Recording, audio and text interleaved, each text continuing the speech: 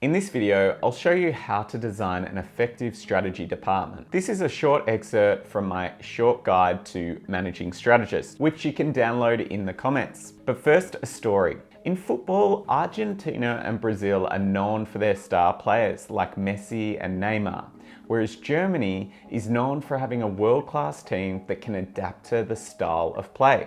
It has a great balance of attackers and defenders who respond to their opponent's strengths. When building a planning department, you need to think like a German football coach and take these three key things into account: the agency style of play, balancing your attacking and defending style, and determining the planner and creative strong arm.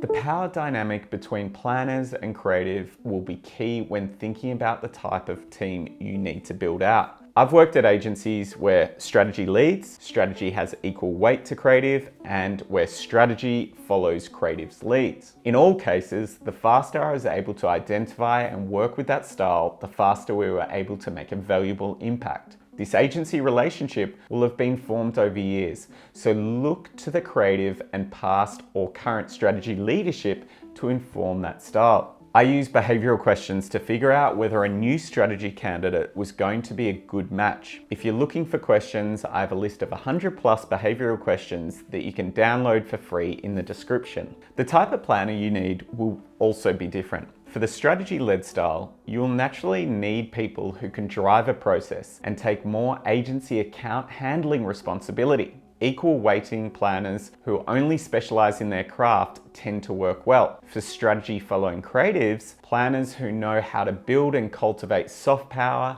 and have great diplomacy skills will thrive in these environments.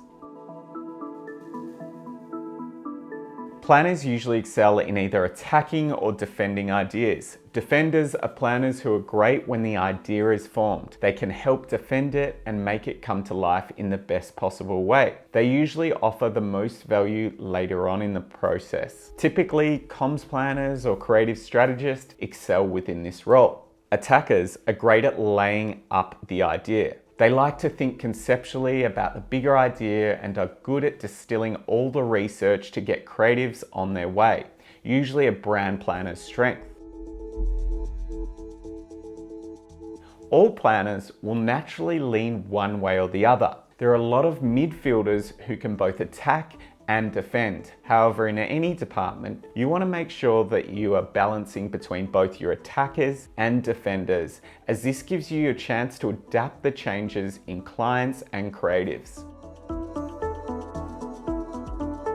Every creative director naturally has a strong arm, a type of creative that they naturally like to use. On one side is conceptual, on the other arm is executional. The best partnerships are formed when the attacker or defender planner complements the creative's strong arm. This is a murky line where the strategy and conceptual idea without the execution meet. Some creatives I've worked with love an attacking planner to write the idea up, as they prefer to focus on the execution. On the other side of this, the best planners I've ever worked with was a conceptual attacking style planner. They were partnered with a conceptual level creative team who they butted heads with. The planner was finally asked to leave the agency. If you've got a conceptual creative, pair them with a defending style planner, whereas an executional creative will actually relish that attacking style planner.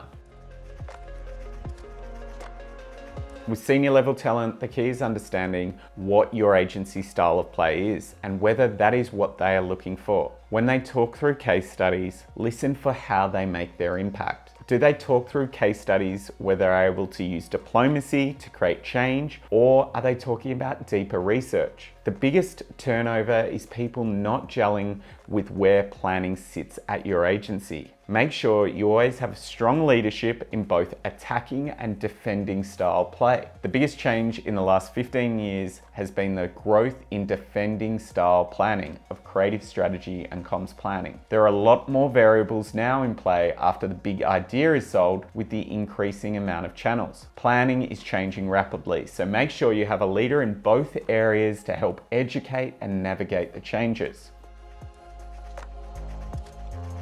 There are two places that I find great junior talent: interns and account transfers. Interns are a great junior pipeline. You get to really see their skills before committing to anyone. We made sure that we had 2 interns every quarter. It is also a good opportunity for senior planners to start managing younger talent. Another area where I've had a lot of success is with account executives who want to go into planning. There is a real benefit to this, as they have an understanding of the creative development process. They also usually have picked up some soft power and diplomacy skills along the way. They will usually signal their intent to move over, and I'll put them on some small projects for 3 to 6 months with another planner to see if they're ready to make the switch. Planning is often seen as an individual sport. When I made the move to leading a department, I made the mistake of just getting the best team of individuals. You naturally look for people with similar skills. However, I made the biggest impact when I was able to strike a nice balance between the different styles of planners and adapt to the moves of the agency. If you're interested in more resources, you can check out my short guide to managing strategist, which you can download in the comments.